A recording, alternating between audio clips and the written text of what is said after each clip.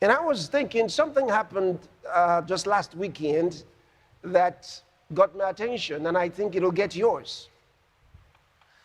You recall that during the Global Day of Prayer, the last Global Day of Prayer, I talked to you about Pharmakeia and what the Bible says about the pharmaceutical industry. You know, the Bible's got information on every major thing that affects the world. If it's going to affect the world, the Bible's got something to say about it.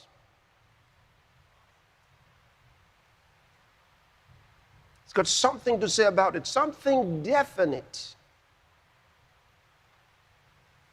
Something definite. You can bet your life on it.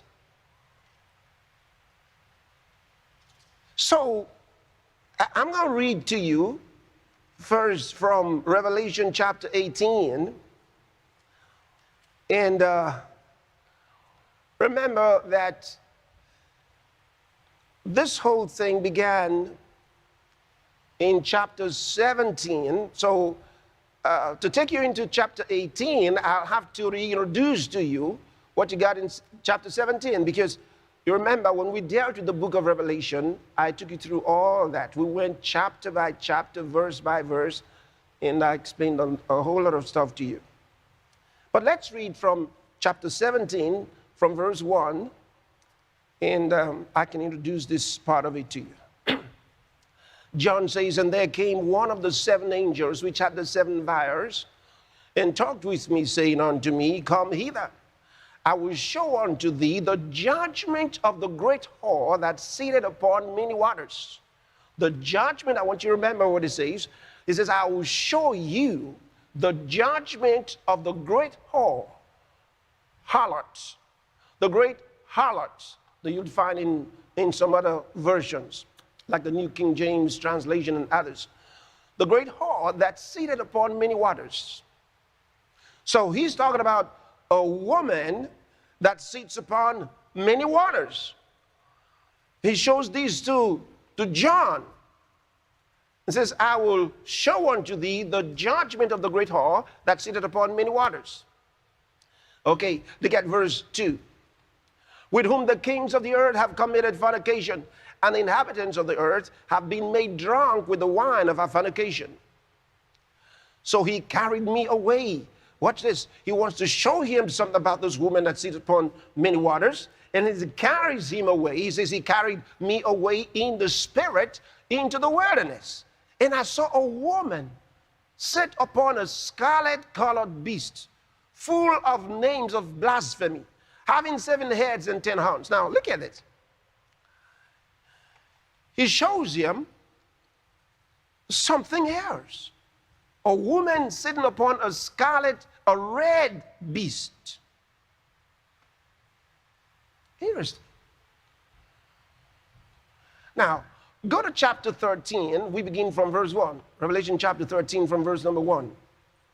And I stood upon the sand of the sea and saw a beast rise up out of the sea, having 7 heads and 10 horns, and upon his horns 10 crowns, and upon his heads the name of blasphemy. This is quite interesting. So we go back to chapter 17 and talking about these heads and horns and so on. So go back to chapter 17, 1 verse 3. So he carried me away in the spirit into the wilderness, and I saw a woman sit upon a scarlet-colored beast, full of names of blasphemy, having 7 heads and 10 horns. And the woman was arrayed in purple and scarlet color, and decked with gold and precious stones and pearls, having a golden cup in her hand, full of abominations and filthiness of her fornication.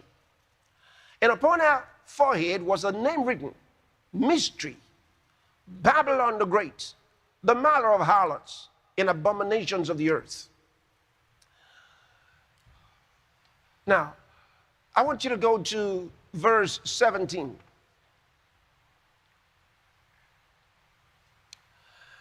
It says here, for God had put in their hearts to fulfill his will and to agree and give their kingdom unto the beast until the words of God shall be fulfilled. Now the beast is referring to here is the one in chapter 13 where I took you to.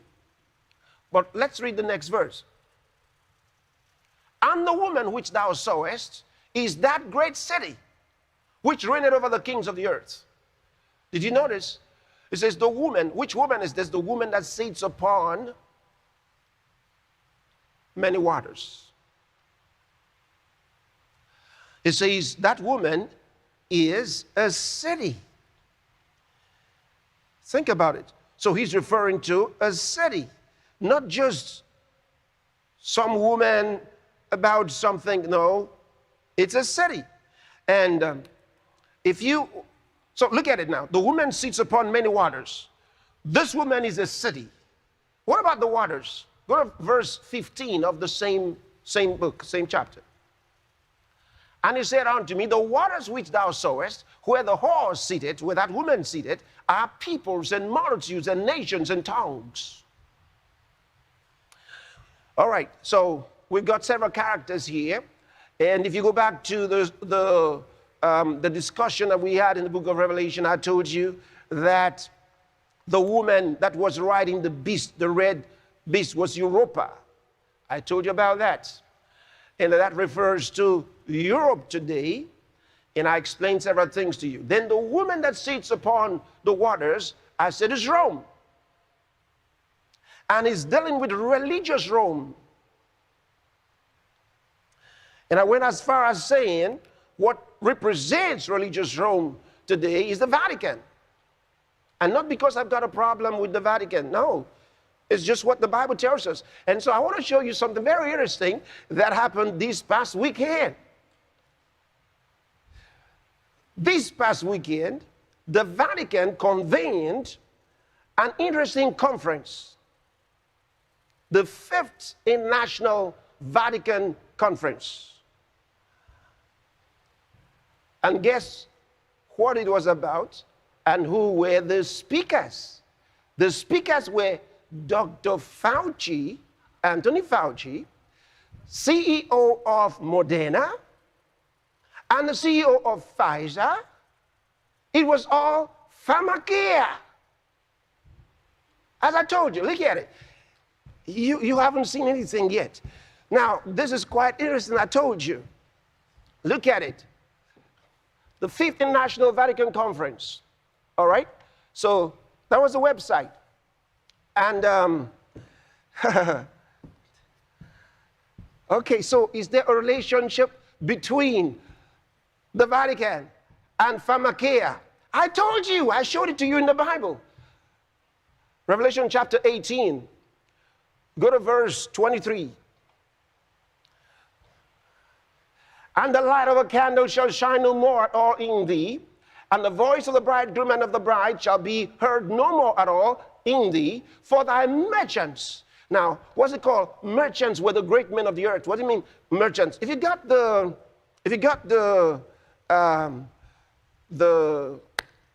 CJB,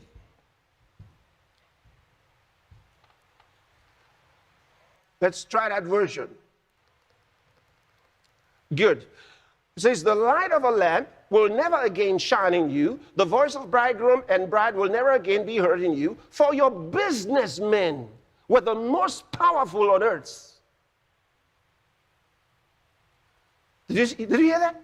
Your businessmen. Now remember, this Bible, these verses that we're reading, were written many hundreds of years ago. Okay? Your businessmen were the most powerful on earth. All right, go back to King James. I just wanted to show you what was translated merchants there, so you understand. So, for thy merchants were the great men of the earth, for by thy sorceries. Now, the word translated sorceries is the Greek pharmakeia, and it means pharmacy. It means the administering of drugs, the production and administering of drugs. That's what it means. That's what's translated sorceries here. And it says, by them, by the pharmakeia, were all nations deceived. And who was in connection with this? Rome, the woman on the many waters, as I told you. That's the one the Bible talks about. It's how God's going to judge that woman, that city. and the end time in Revelation chapter 18. Now, here's what they did. This is just this past weekend. 5th International Vatican Conference, virtual proceedings, May 6th to 8th. Just past weekend, 2021, you can see it. Now, exploring the mind, this was the theme. Exploring the mind, body, and soul unite to prevent and unite to cure. A global healthcare initiative. How innovation and novel delivery systems improve human health. Do they improve human health? This is the deception. They're not improving any human health. This is the deception, and the Bible already told you. But here's another thing. Now, I want you to notice what's at the background. The two hands, there's a hand over there, and there's a hand over here. If you look carefully, that's a white man's hand, and that is an African man's hand. Okay? A dark-skinned African man's hand. Now, observe something else. Here is a disposable surgical glove. Right? And God is wearing a glove. Now, they didn't quite say it's God. You think it's Pastor Chris that's describing that. No, I'll show it to you in a second. Just relax. But this hand is supposed to be the hand of God. And so God's hand is white. Now you say, Pastor Chris, how do you come about that? All right, let's move to the next one. So I want to show you Michelangelo's creation painting. Look at it. Here's where they got it from. This is Michelangelo's creation painting of Adam, created by God. In his painting, Michelangelo showed that this is Adam and this is God. Now, here's what they got. Here are the hands. This is what they took. This is in the Sistine Chapel in the Vatican. The Sistine Chapel is the private chapel of popes in the Vatican. So there's where this painting is, the Sistine Chapel. So they took that place, they took this one, and turned this man into a black man, and turned this one into, this is God, you see. Quite interesting. He created Adam.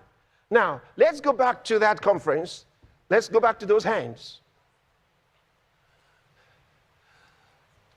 So, God is wearing a glove.